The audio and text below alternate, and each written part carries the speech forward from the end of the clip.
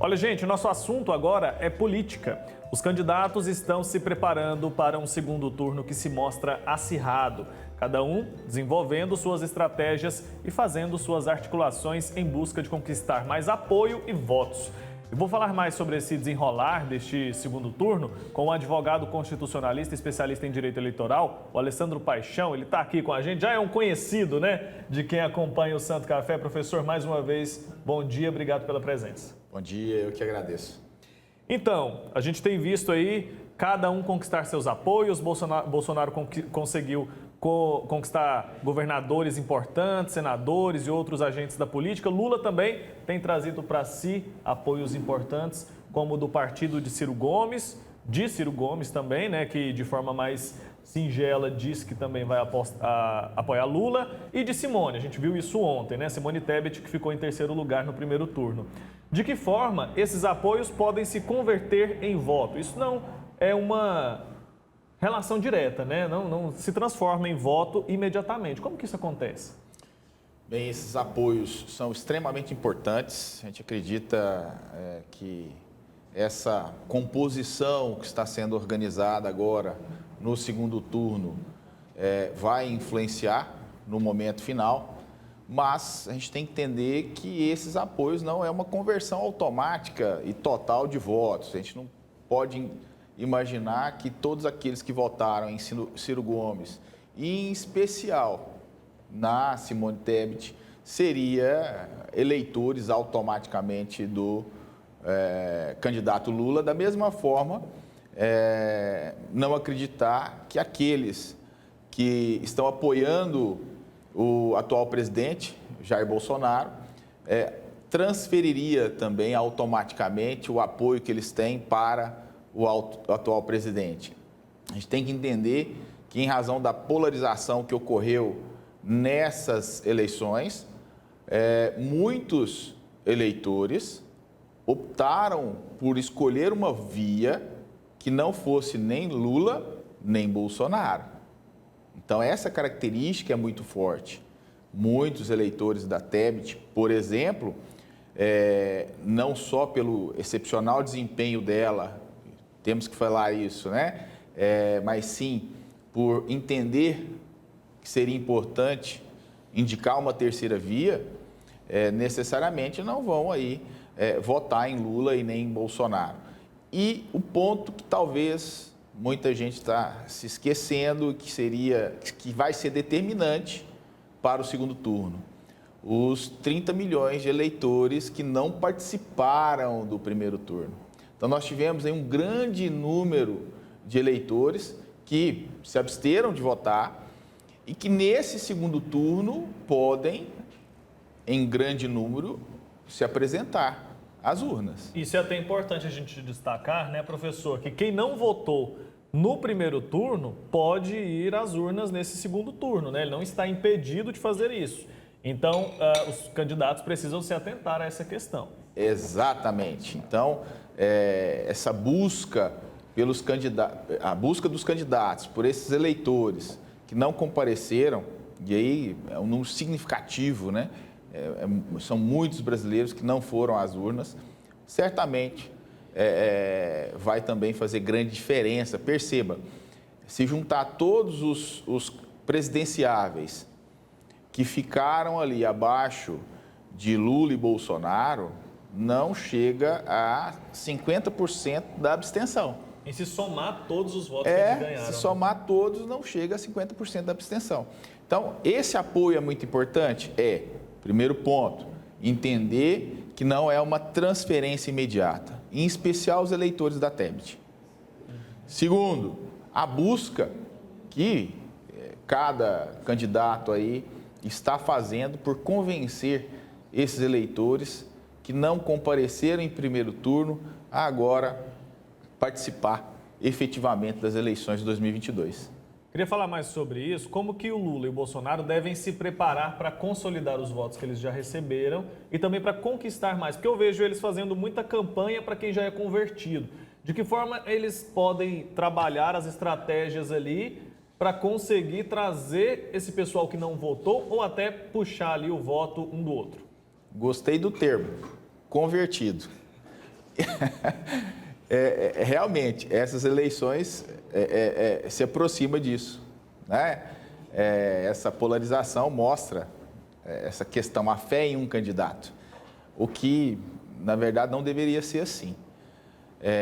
Nesse momento, segundo turno, não só através de críticas ao outro candidato, através de ataques dos dois lados, mas muito mais, nesse segundo turno, apresentar propostas, né? Trazer positividade para um cenário positivo de futuro para o brasileiro. Esse é o caminho correto para conquistar novos eleitores. Essa questão do ataque vai servir para quem? Para quem já votou ou no Lula ou no Bolsonaro. Agora nós temos que sair dessa fase, apresentando propostas, apresentando cenários positivos para o governo que se inicia em 2023, né? E aí sim convencer o maior número de eleitores para o segundo turno. Professor, Bolsonaro elegeu a maioria do Congresso, conseguiu emplacar também governadores de estados muito importantes. Isso poderia, de alguma forma, inviabilizar um governo caso Lula ganhasse? Pois é, alguns analistas, alguns cientistas políticos, alguns analistas estão dizendo o seguinte, que na verdade o grande vencedor do primeiro turno não foi o Lula, foi o Bolsonaro.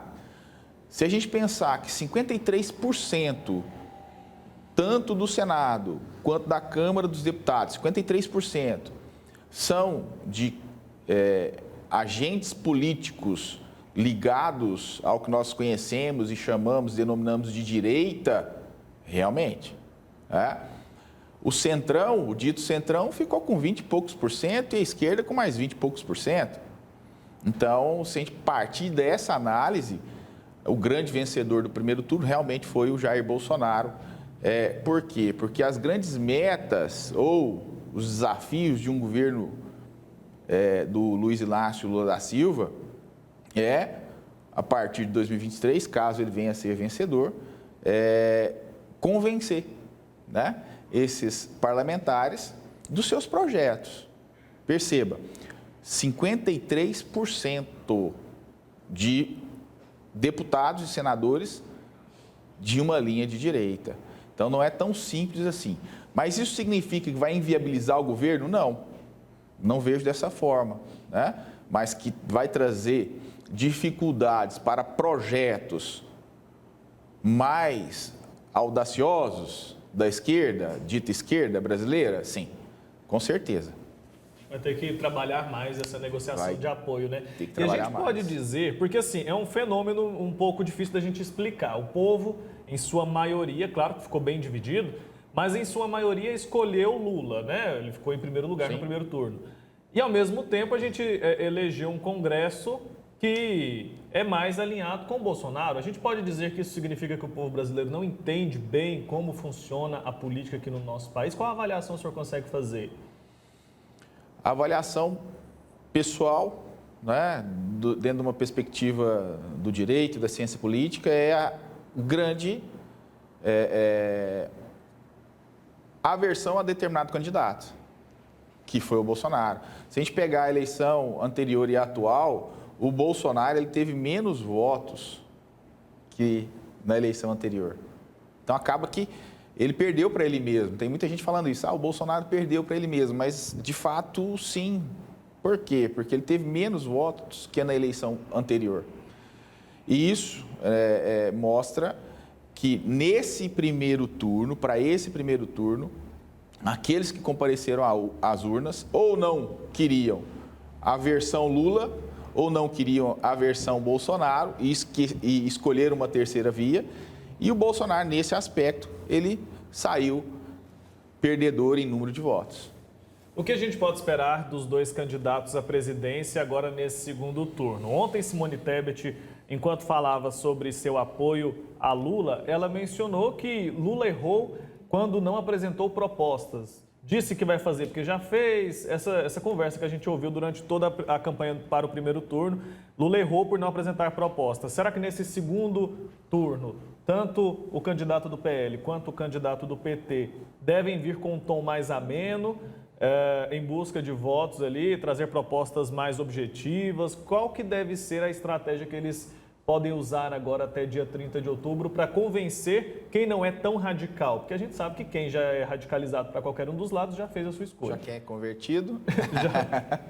Pois é, a esperança é essa, que os candidatos, em especial o candidato do PT, o Luiz Inácio Lula da Silva, venha para um segundo turno.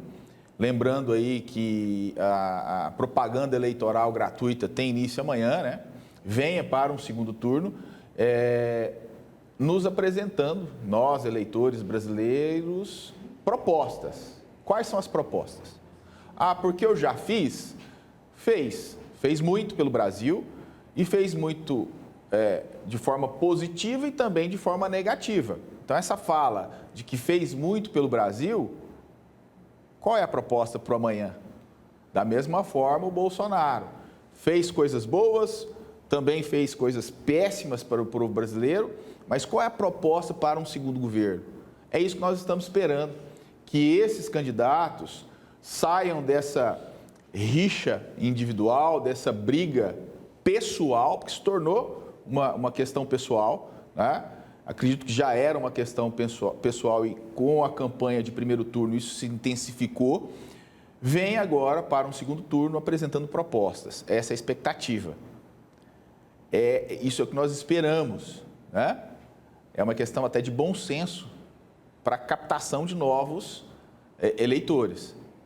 Se continuar nessa mesma toada que nós tivemos no primeiro turno, eu acredito que a abstenção para o segundo turno ainda será maior. Ainda será maior.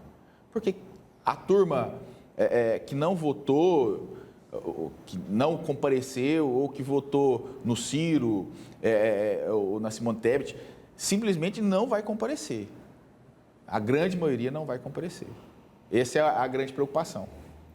É isso, professor Alessandro Paixão, advogado constitucionalista, especialista em direito eleitoral, muito obrigado pelo seu tempo aqui com a gente, por tantos esclarecimentos. E o professor volta ainda ao longo de toda essa campanha para o segundo turno, ainda vamos ter muito assunto, né, professor? Sei, muita coisa para a gente discutir, muita coisa interessante, né, para esse segundo turno.